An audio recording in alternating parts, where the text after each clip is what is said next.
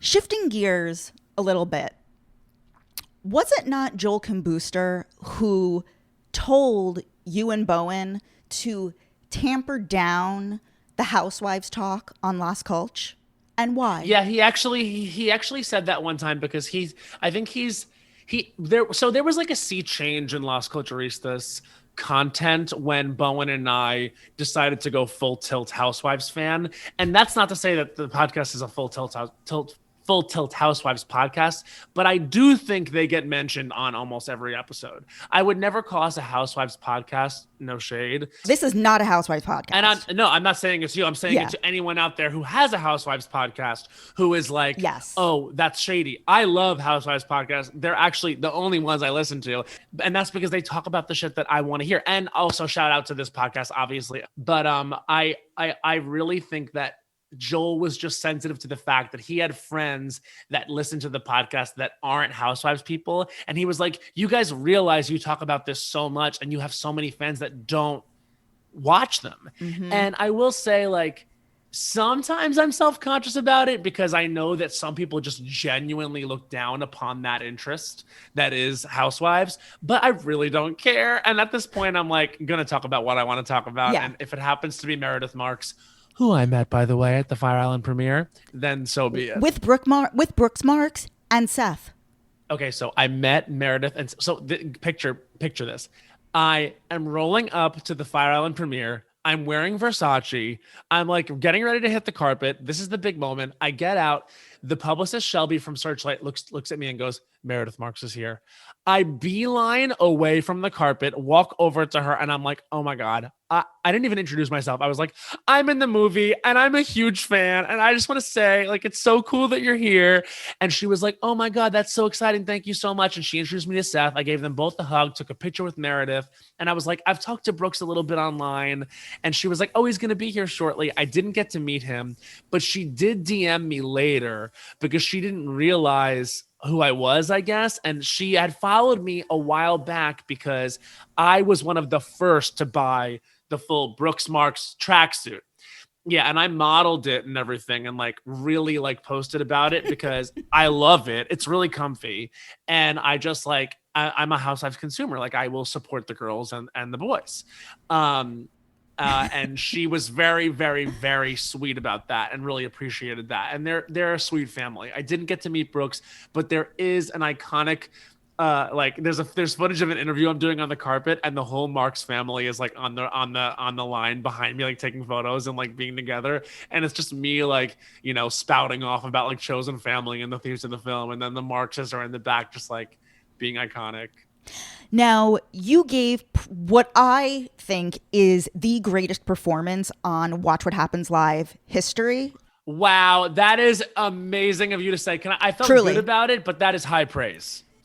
I'm so Period. thrilled that you say that. And Bowen and I are going back on June 14th to promote Fire Island, Bowen Yang and I together. However, Uh-oh. Here we you go. said in front of God and everyone that people who say they want Bethenny back are lazy. I want you to expand I believe on that. Okay, I want you to expand on this thought. Because I do not believe she's net positive for the show because I think that she now thinks who she is. And I think that she is too producerial and her ego is too out of control. And so I think that she cannot actually return to the show and play ball on a level playing field with everyone else. I also think that she seems online like she doesn't seem very happy to me.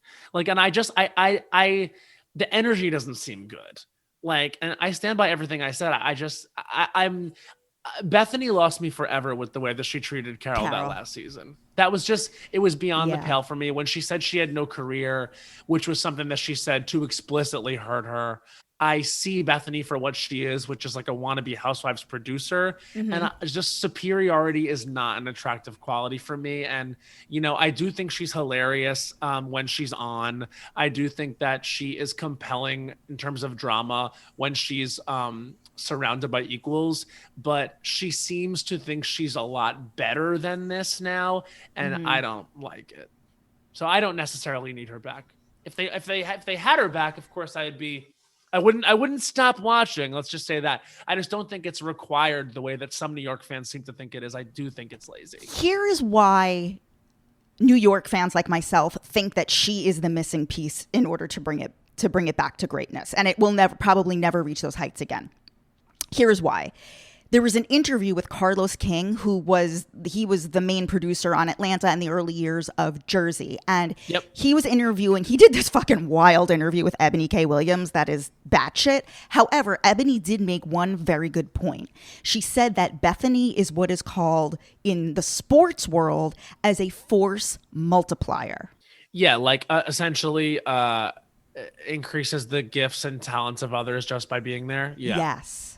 Right. She raises everyone up to another level. And I don't because think she gets under Ramona Singer's skin, and what we want to see is Ramona Singer stressed out. We want to see Luanne called out for being hoity-toity and out of touch. We want to see, we want Sonia to spin out because she's not really thought things through. I mean, Bethenny knows what buttons to press for sure.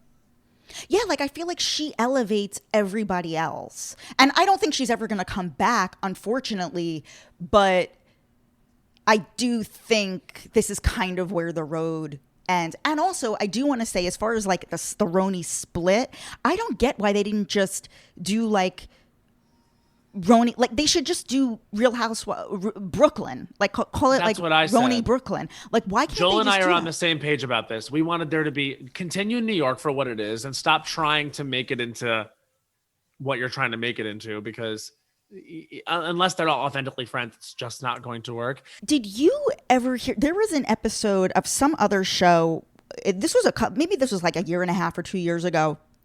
Andy Cohen was on, and he was actually talking about you and Joel Kim Booster. Like, do you know what I'm talking about? And he was on homophilia, and he said he had a crush on me.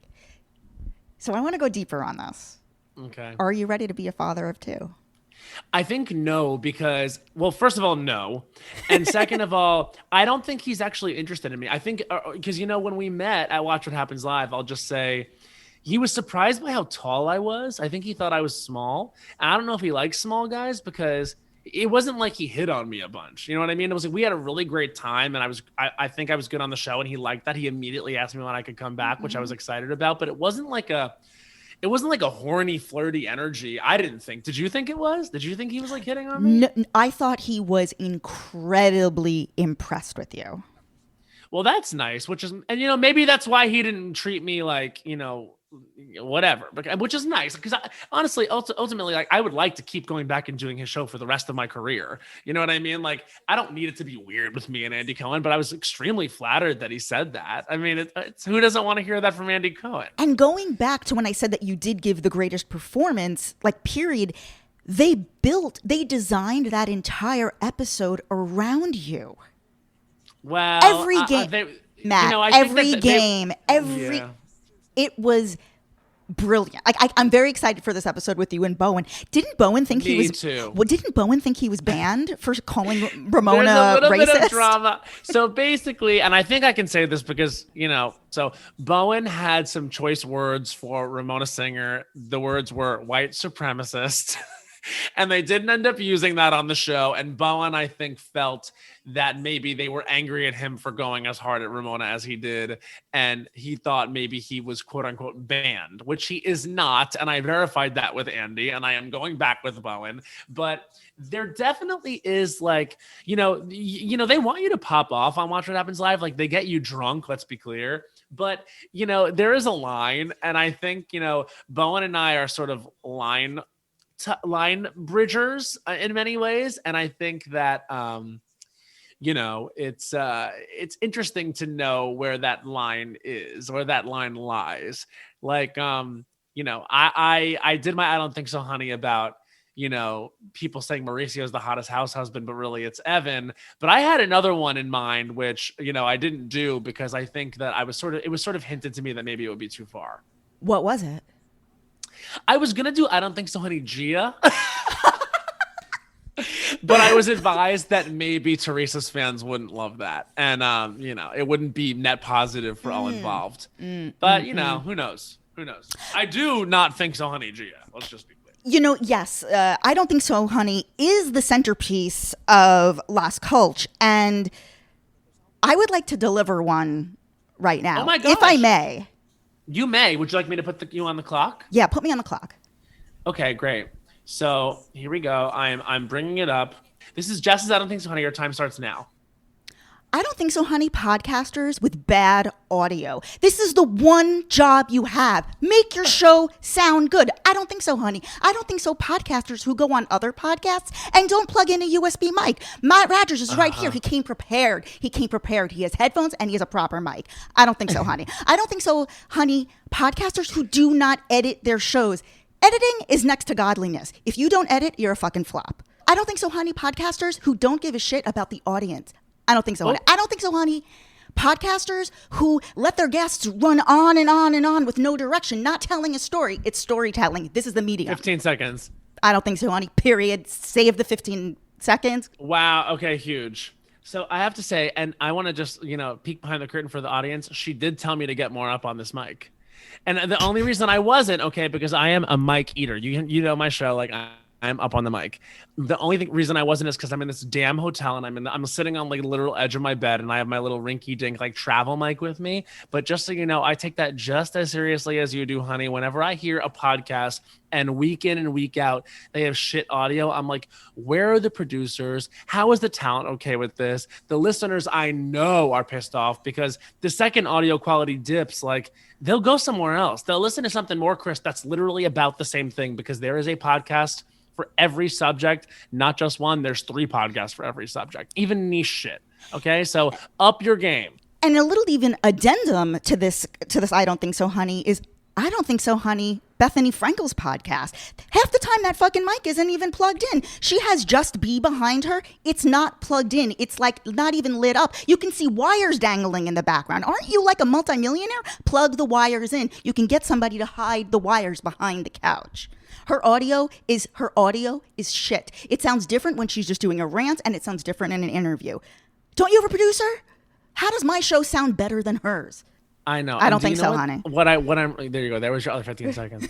What I'm so annoyed about Bethenny is whenever anyone drags her or comes for her response is the same, which is always, well, I don't even know who that is. And, they're probably she just acts well, what do I care? It's no, girl, you're getting a legit note, which is we want to hear your podcast and the audio is bad and you are a rich woman.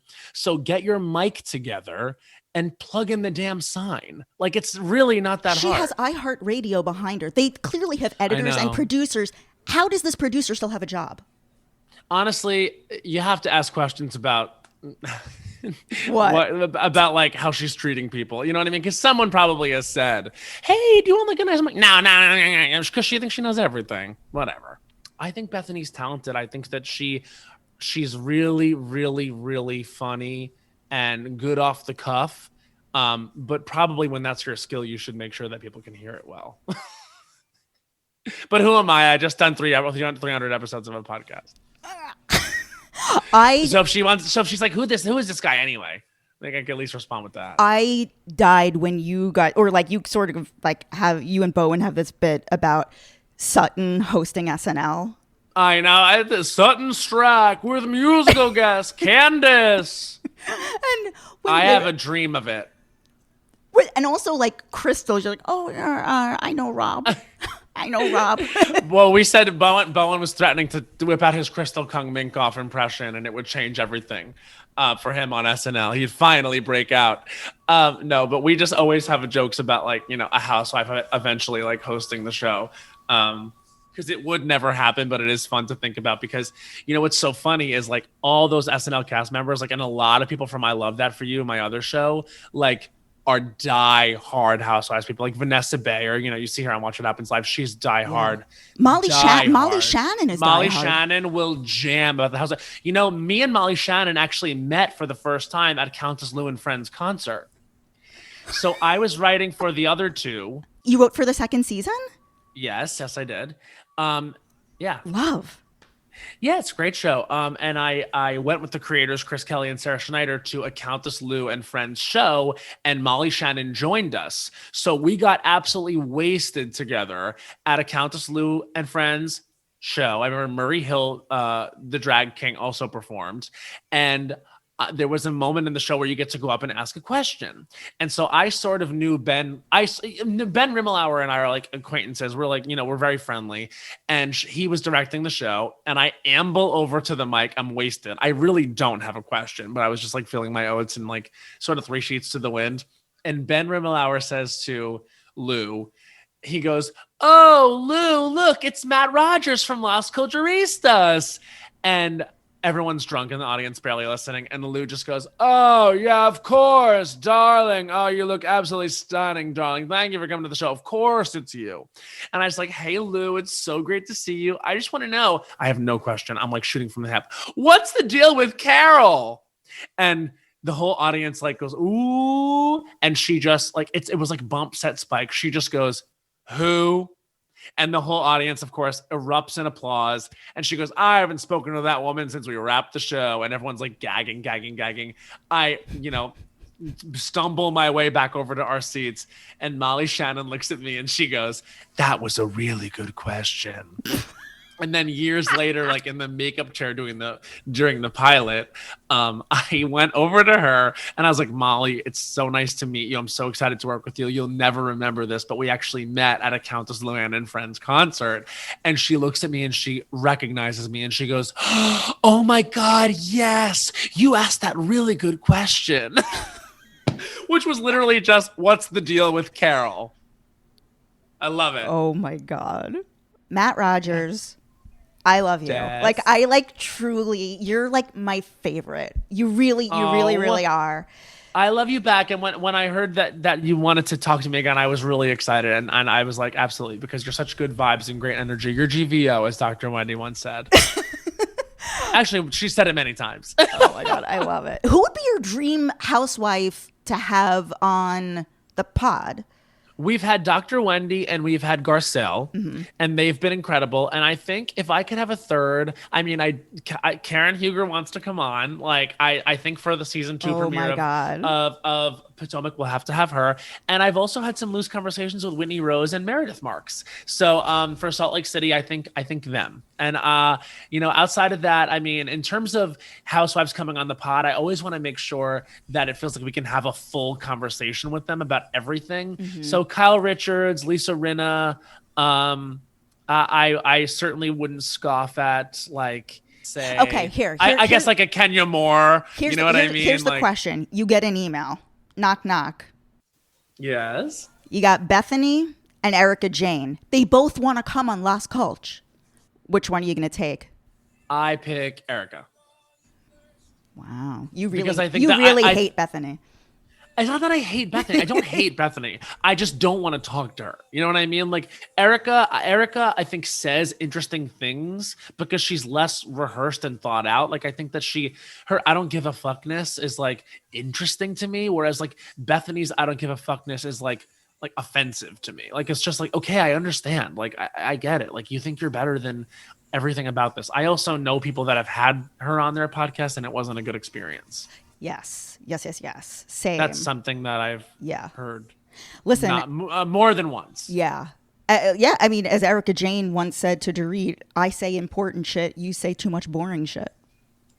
And you say Dorit, and honestly, it wouldn't kick her off the podcast these days either, to be honest with you.